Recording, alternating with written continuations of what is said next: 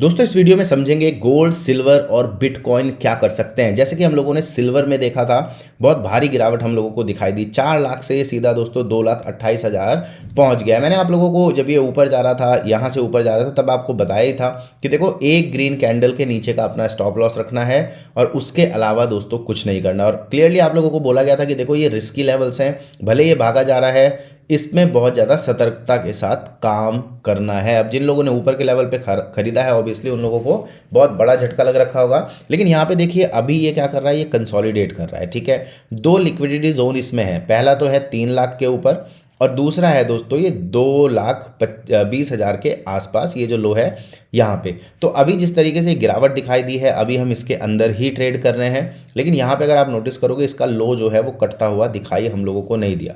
अब यहाँ पे आप लोग ध्यान रखिए कि जब तक सिल्वर दोस्तों इस रेड कैंडल के नीचे नीचे है, जो कि है 2,61,000 का लेवल, तब तक सिल्वर बियरिश ही है। मतलब कि हो सकता है कि सिल्वर जो है नीचे आके इस लो को दोस्तों कट कर दे।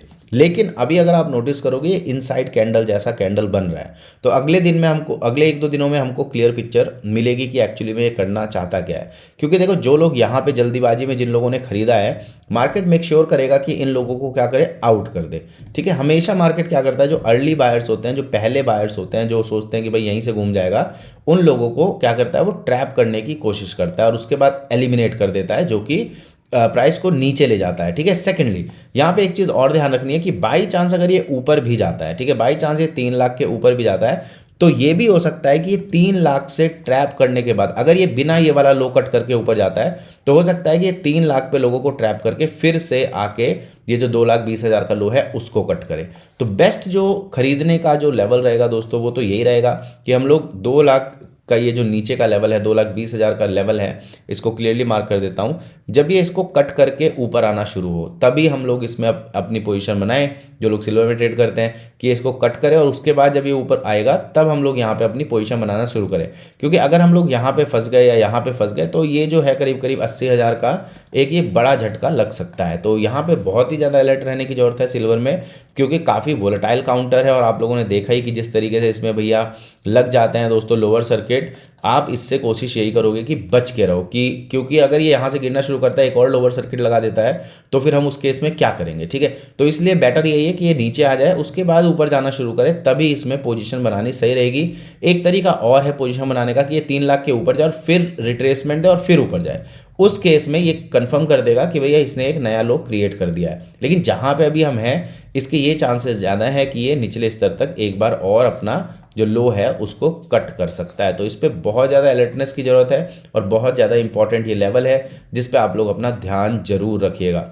गोल्ड की बात करते हैं तो गोल्ड देखो काफ़ी ज़्यादा स्टेबल होता हुआ दिखाई दिया है और जिस तरीके से दोबारा से ऊपर जाने लग रहा है, इसने एक ट्रेंड तो कहीं ना कहीं क्रिएट किया ही है।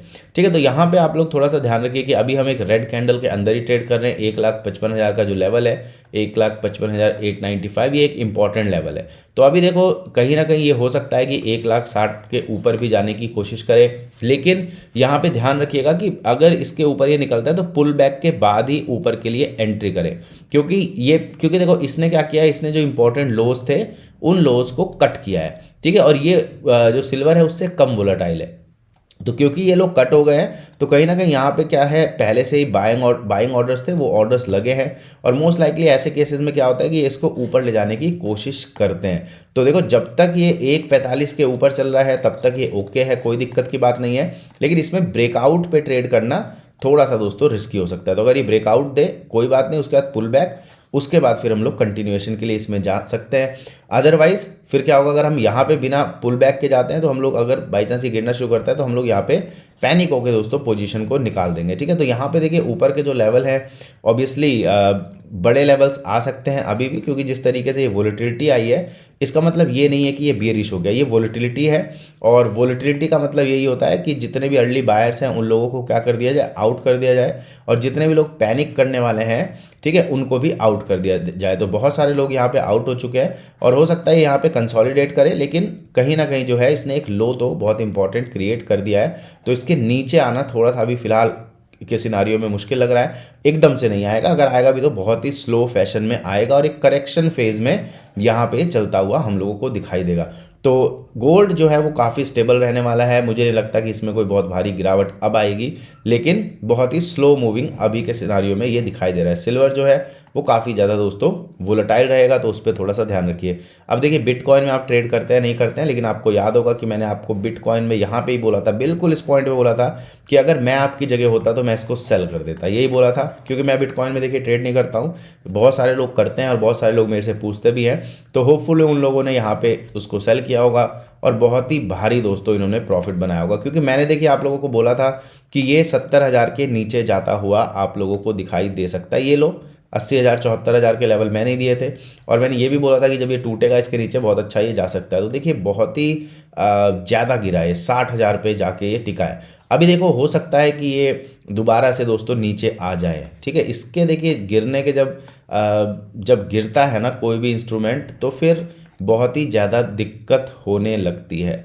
यहाँ पे देखिए अभी अगर आप देखोगे कि ये 76,000 का जो लेवल है ये इंपॉर्टेंट लेवल है, और अभी भी अगर हम बिटकॉइन को ओवरऑल देखें तो बिटकॉइन डाउन ट्रेंड में तो है, लेकिन जिस तरीके से चलता है उस हिसाब से अप ट्रेंड में ही है, ठीक है। अगर आप पीछे से देखोगे तो जो ट्रेंड है वो अभी भी इसका अप ही है, भले 1.20 से सीधा 60,000 पे आ गया है, आधा हो गया है, लेकिन यही तरीका होता है इसका जिस तरीके से चलता है।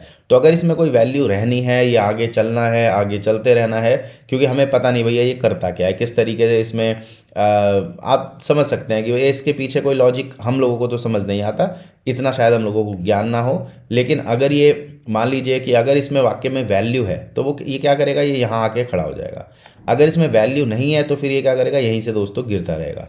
तो ये एक ऐसा पॉइंट है जहाँ पे आप लोगों को बहुत ज़्यादा अलर्टनेस की ज़रूरत है, ठीक है, बहुत ज़्यादा अलर्टनेस की ज़रूरत है। बिटकॉइन से ज़्यादा बढ़िया मैं आपको एक कॉइन बताता हूँ जिसके बारे में लोग बात नहीं करते हैं, और ये एक सीक्रेट कॉइन है जो कि है मोनेरो।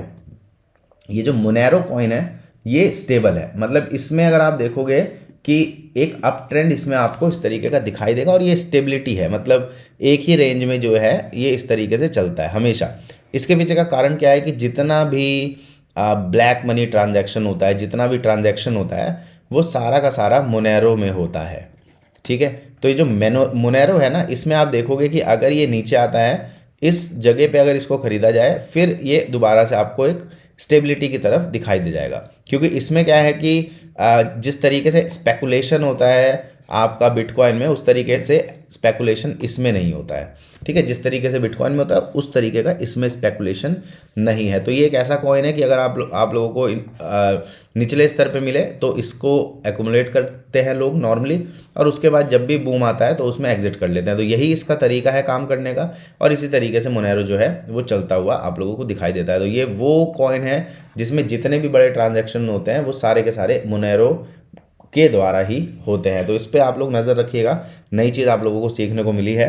बिटकॉइन से ज़्यादा इसमें दोस्तों जो सेफ हेवन वाले लोग हैं वो मोनेरो में ज़्यादा इन्वेस्ट करते हैं रादर देन बिटकॉइन में, क्योंकि बिटकॉइन ज़्यादा वोलेटाइल है और ये उतना वोलेटाइल नहीं है, ठीक है। तो जिन लोगों ने देखो यहाँ खरीदा था उन्हें भरपूर टाइम मिला खरीदने का, और उसके बाद ये लोग निकल गए 800 पे।